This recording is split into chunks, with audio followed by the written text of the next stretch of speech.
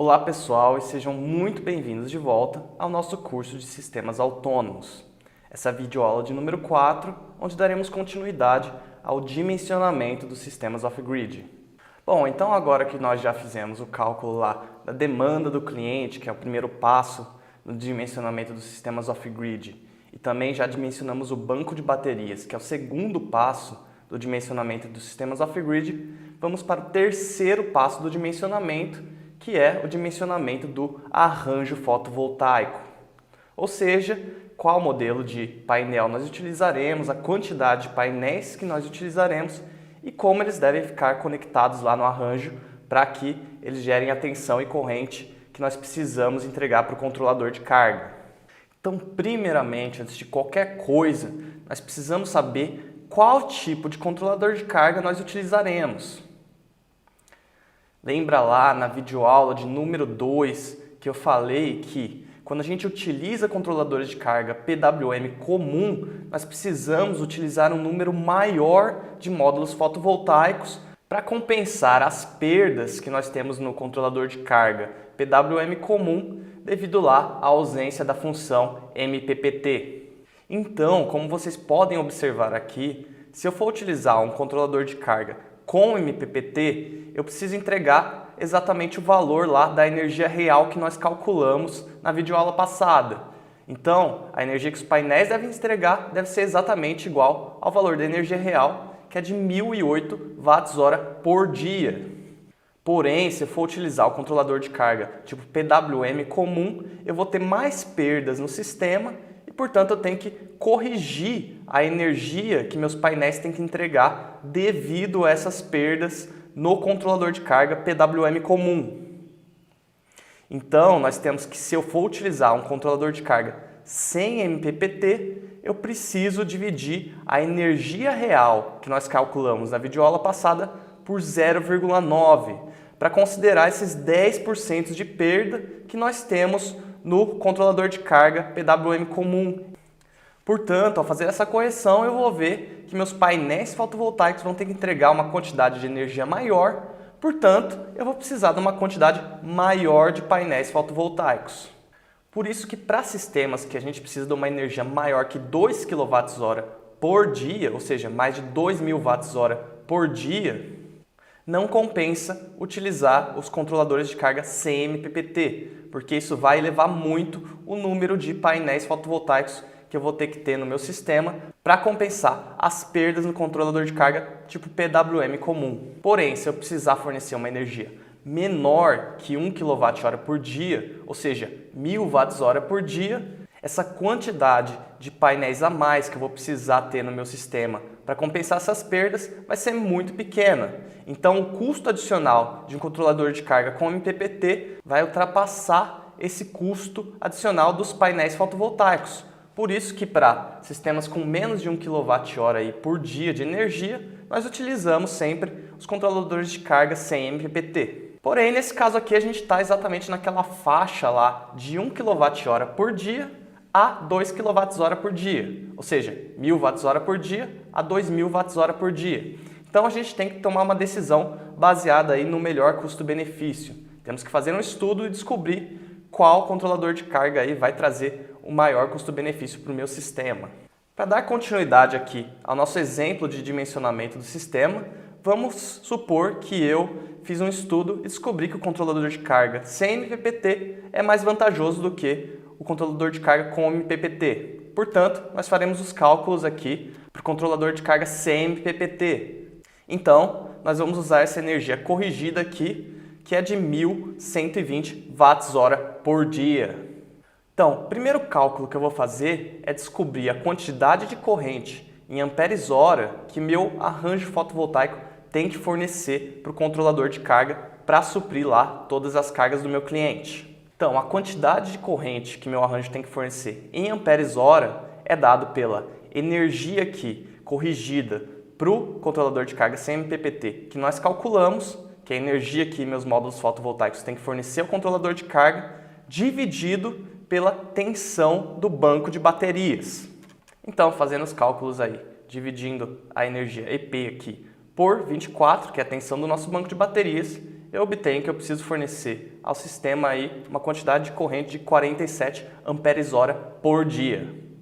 O segundo fator que eu preciso analisar quando eu vou fazer o dimensionamento do meu arranjo fotovoltaico é a irradiação solar local, ou seja, a quantidade de energia luminosa que chega para os meus módulos fotovoltaicos no local que eu vou realizar a instalação. Nesse caso aqui, o meu cliente é de São Paulo, então eu vou lá e pego os valores de latitude e longitude da cidade de São Paulo. Com esses valores em mão, eu consigo consultar lá no site do Cresesb a tabela que mostra os valores de irradiação solar diária média mensal, mês a mês, para a cidade de São Paulo. E essa instalação aqui também vai ser feita em zona rural e meus módulos fotovoltaicos vão ser fixados no solo. Quando eu faço a fixação dos meus módulos fotovoltaicos no solo, eu tenho a liberdade de escolher o ângulo ideal para a latitude lá do local da instalação, assim como eu tenho a liberdade de deixar meus módulos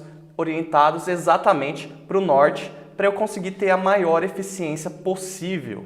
Então, como eu vou utilizar o ângulo ideal para a latitude do local da instalação, eu vou lá na minha fórmula de ângulo ideal, que vocês viram lá nas aulas de introdução a sistemas fotovoltaicos, que é o beta aqui, né? E eu calculo qual o ângulo ideal aqui para a cidade de São Paulo. Então, realizando o cálculo aqui do ângulo beta, eu descubro que meu ângulo ideal para esse valor de latitude é de 29,39 graus. Dessa maneira, como vocês também viram lá no curso de introdução aos sistemas fotovoltaicos, eu vou precisar fazer a correção dos valores de radiação solar para um ângulo de 0 graus, ou seja, para o meu painel completamente na horizontal, para um ângulo de 30 graus, que é o ângulo que eu encontro mais próximo de 29,39 graus lá na tabela de fatores de correção. Essa tabela também foi apresentada para vocês lá no curso de introdução aos sistemas fotovoltaicos.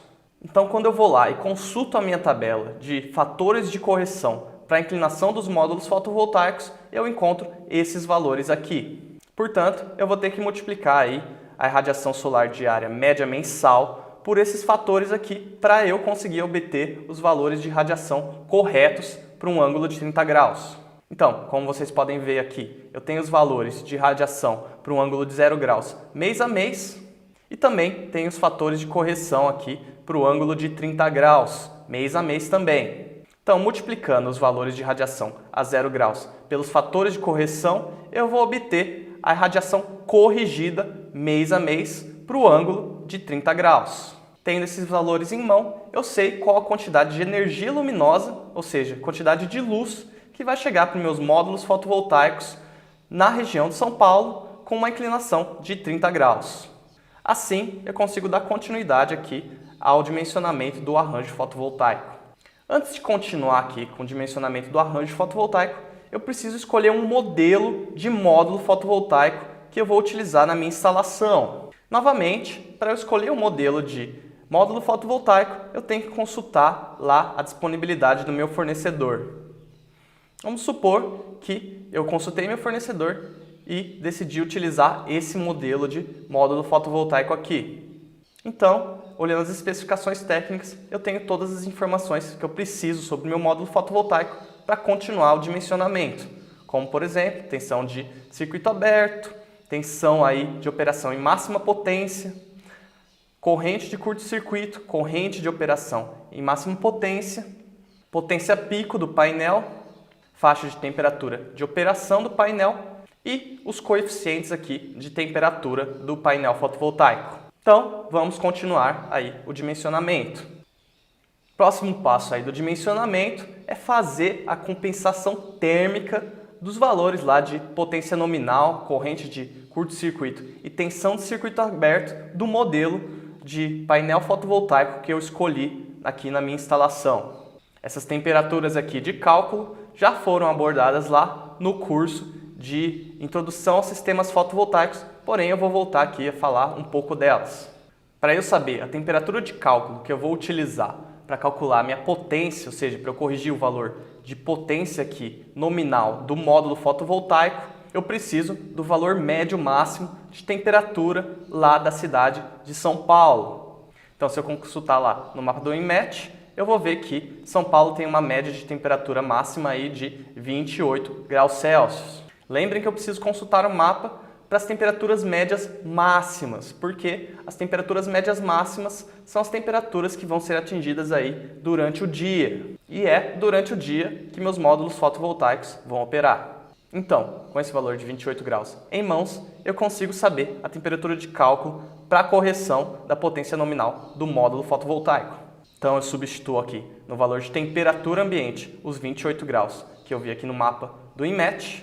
O meu ΔT, que é a diferença entre a temperatura ambiente e a temperatura da minha célula fotovoltaica, depende de como eu vou fixar os módulos fotovoltaicos, como vocês também viram lá no curso de Introdução aos Sistemas Fotovoltaicos. Então, lembre-se dessa tabela que vocês viram lá no curso de Introdução aos Sistemas Fotovoltaicos, que mostra o ΔT médio para cada tipo aí de estrutura de fixação. Nesse caso, como eu já mencionei, nós vamos fixar nossos módulos fotovoltaicos no solo, ou seja, nós vamos utilizar um ΔT aí de 22 graus Celsius. Lembrando que esse valor significa que minhas células fotovoltaicas vão estar 22 graus Celsius a mais que a temperatura ambiente quando meu módulo fotovoltaico está fixo no solo. Então, eu substituo aqui 22 graus Celsius no valor do ΔT. E, finalmente, eu tenho que substituir aqui minha temperatura de referência, que é a temperatura lá do STC, a temperatura padrão de teste, que nós sabemos que é 25 graus Celsius. Lembrando-se que o motivo pelo qual eu tenho que substituir aqui meu valor de temperatura de referência é porque meus painéis fotovoltaicos foram testados lá a 25 graus Celsius nos padrões lá do teste. Ou seja, a temperatura das células estava a 25 graus Celsius durante os testes, então eu tenho que subtrair aqui esses 25 graus Celsius para eu saber de fato quanto as minhas células vão estar acima ou abaixo dessa temperatura padrão de teste aqui. Então, quando eu substituo todos esses valores aqui para saber a minha temperatura de cálculo, para eu conseguir corrigir aqui o valor de potência nominal de cada módulo fotovoltaico, eu obtenho que essa temperatura de cálculo é igual a 25 graus Celsius. Segunda temperatura de cálculo que eu preciso saber é a temperatura de cálculo que vai dar a corrente de curto-circuito máxima que meus módulos fotovoltaicos vão gerar.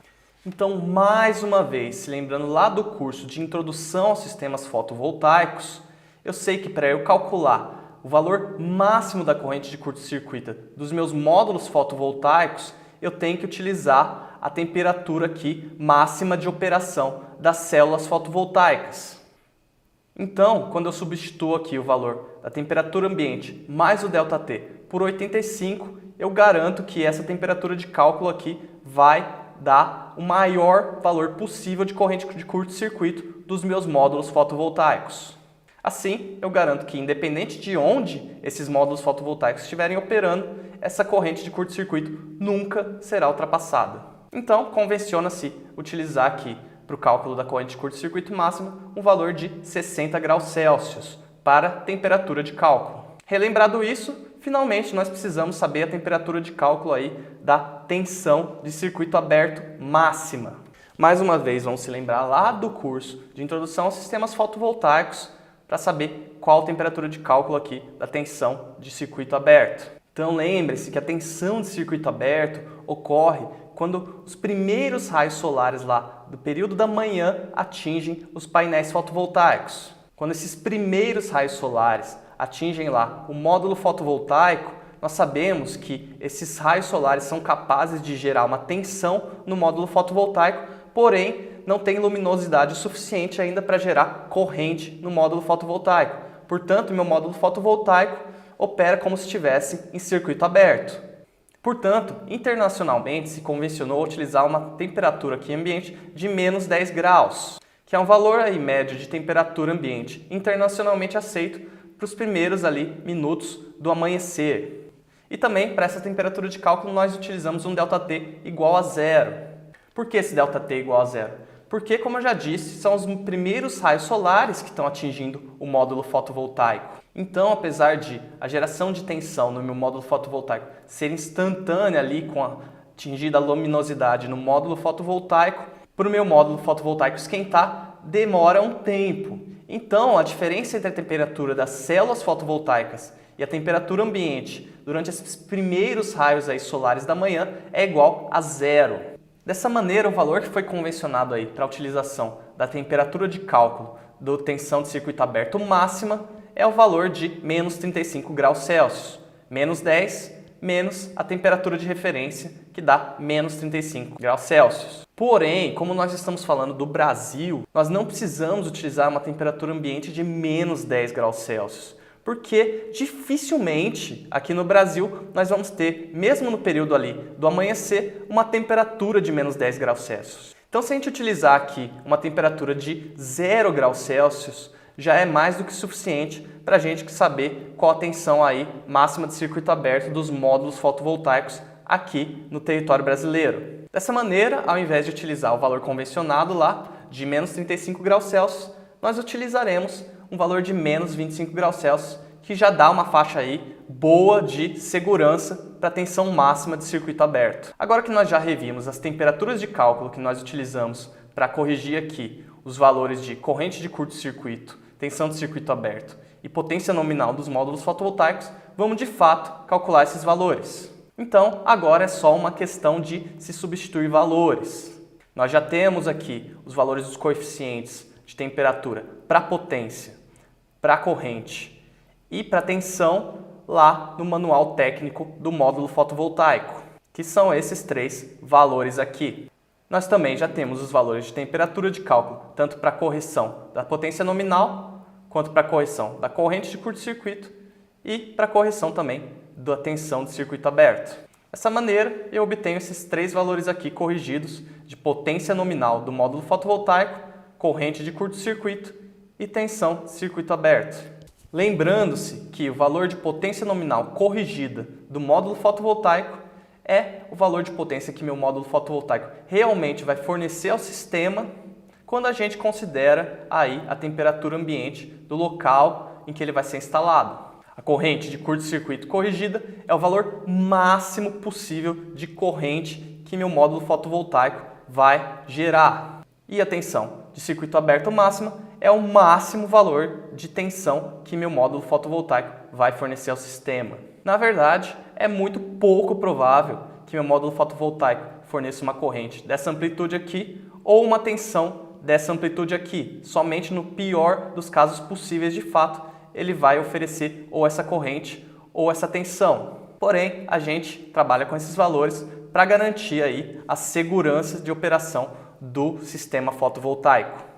Agora que nós já determinamos qual é a potência real que meus módulos fotovoltaicos vão oferecer ao sistema, tanto quanto a corrente máxima e a tensão máxima que meu módulo fotovoltaico vai gerar, nós podemos calcular a quantidade de módulos que nós precisamos ter no nosso sistema para suprir lá a demanda das cargas.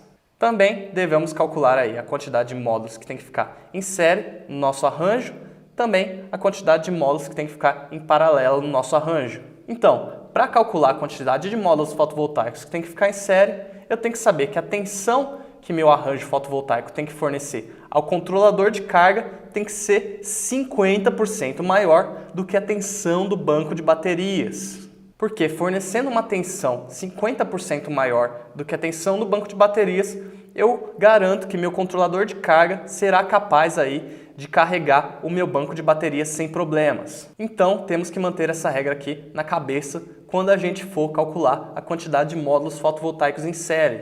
Então, a quantidade de módulos fotovoltaicos em série é dada aí por 1,5 vezes a tensão do banco de baterias, que se refere a essa tensão aqui 50% maior do que a tensão do banco de baterias que eu tenho que fornecer para eu conseguir carregar meu banco de baterias, dividido aí pela tensão nominal de cada módulo fotovoltaico. Dessa maneira, eu obtenho o resultado que, se eu associar dois módulos fotovoltaicos em série, eu consigo carregar o meu banco de baterias fornecendo uma tensão 50% maior. Já o que vai mandar na quantidade de módulos fotovoltaicos associados em paralelo é a quantidade de corrente que o arranjo fotovoltaico tem que fornecer ao sistema. Nós já calculamos essa corrente aqui, IP, lá atrás. E para eu saber quantos módulos fotovoltaicos vão ficar em paralelo, eu preciso também saber a quantidade de corrente que cada módulo fotovoltaico vai conseguir fornecer aí por dia no pior mês. E por que eu levo em consideração aqui o pior mês? Porque para eu garantir que não vai faltar energia no meu sistema off-grid, lembre-se que em sistemas off-grid nós não temos acesso à rede.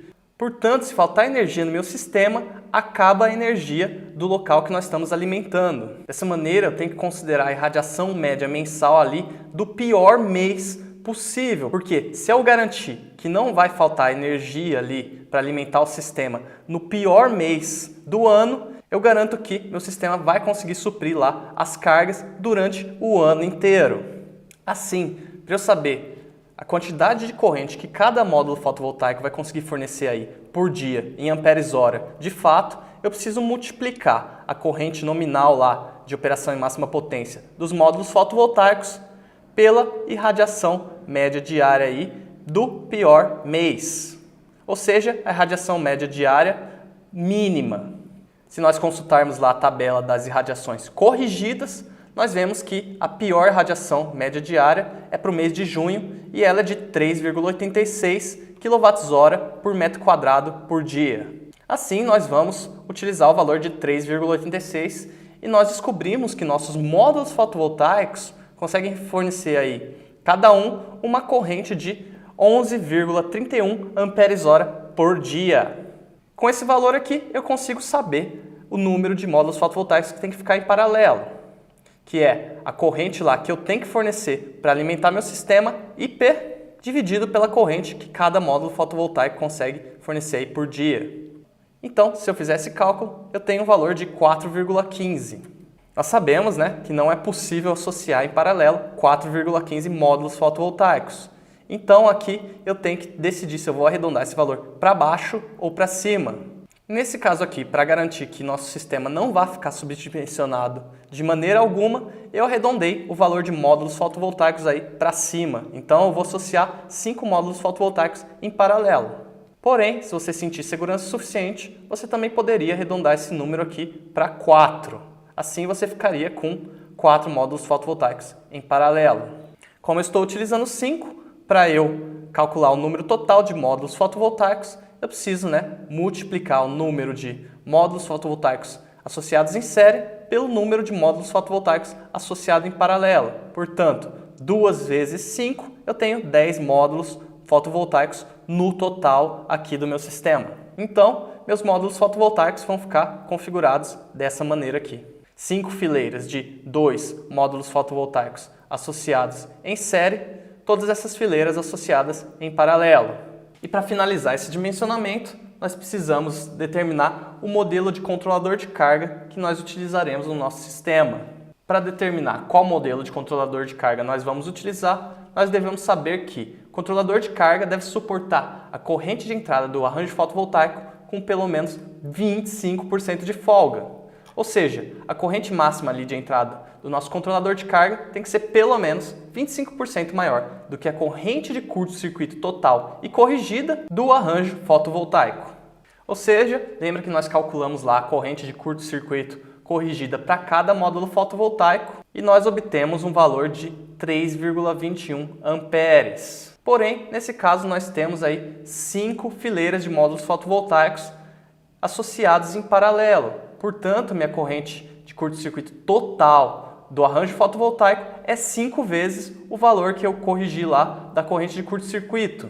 Se eu fizer essa conta aqui, eu vou obter que minha corrente de curto-circuito aí total do arranjo fotovoltaico é de cerca de 16 amperes. E para escolher então meu controlador de carga, eu preciso ter uma folga de 25% em relação a essa corrente calculada aqui. Portanto, eu multiplico 1,25 pela corrente de curto-circuito total, obtendo um valor próximo aí de 20 amperes. Com esse valor em mãos, eu consigo determinar qual controlador de carga eu vou utilizar. Então, eu devo lá consultar a tabela do meu fornecedor para determinar qual modelo de controlador de carga melhor satisfaz aí as necessidades do meu sistema. Vamos supor que para esse caso eu escolhi esse modelo aqui de controlador de carga. Nós vemos que a máxima corrente do arranjo fotovoltaico é de 20 amperes, então nós temos aqui essa condição satisfeita e também que ele opera com banco de baterias aí de 24 volts e de 12 volts. então também satisfaz essa condição. E você também pode observar outros valores aqui do nosso controlador de carga, como a tensão de desconexão e a tensão de reconexão. Então, determinado isso, nós finalizamos o dimensionamento do nosso sistema. Porém, e se a gente fosse utilizar um controlador de carga com MPPT? Como isso ia mudar a configuração do meu sistema? Então, lembre-se lá que para controlador de carga com MPPT, eu não preciso fazer a correção lá da energia real que eu preciso fornecer às cargas. Dessa maneira, eu utilizo aqui um EP de 1008 watts-hora por dia. Com esse valor diferente aqui de energia que meus módulos fotovoltaicos precisam fornecer por dia, eu vou ter também um valor de corrente diária que meu módulo fotovoltaico precisa fornecer por dia. E se eu calcular esse valor, eu obtenho aqui que meus módulos fotovoltaicos vão precisar fornecer aproximadamente 42 amperes-hora por dia. E com esse novo valor aqui da corrente diária que meu arranjo fotovoltaico precisa fornecer diariamente, eu consigo calcular aí um novo número de módulos fotovoltaicos em paralelo, que para esse caso aqui deu 3,71 módulos fotovoltaicos em paralelo. Portanto, vocês conseguem observar que, de fato, quando eu utilizo um controlador de carga com MPPT, eu vou precisar do número de módulos fotovoltaicos reduzidos aí para eu conseguir suprir as necessidades das cargas do meu cliente. Então, se eu aproximar esse valor aqui de 3,71 para 4, eu tenho aqui a quantidade total de módulos fotovoltaicos no meu sistema com controlador de carga com MPPT é de 8 módulos no total. Então eu teria essa configuração aqui para o controlador de carga com MPPT.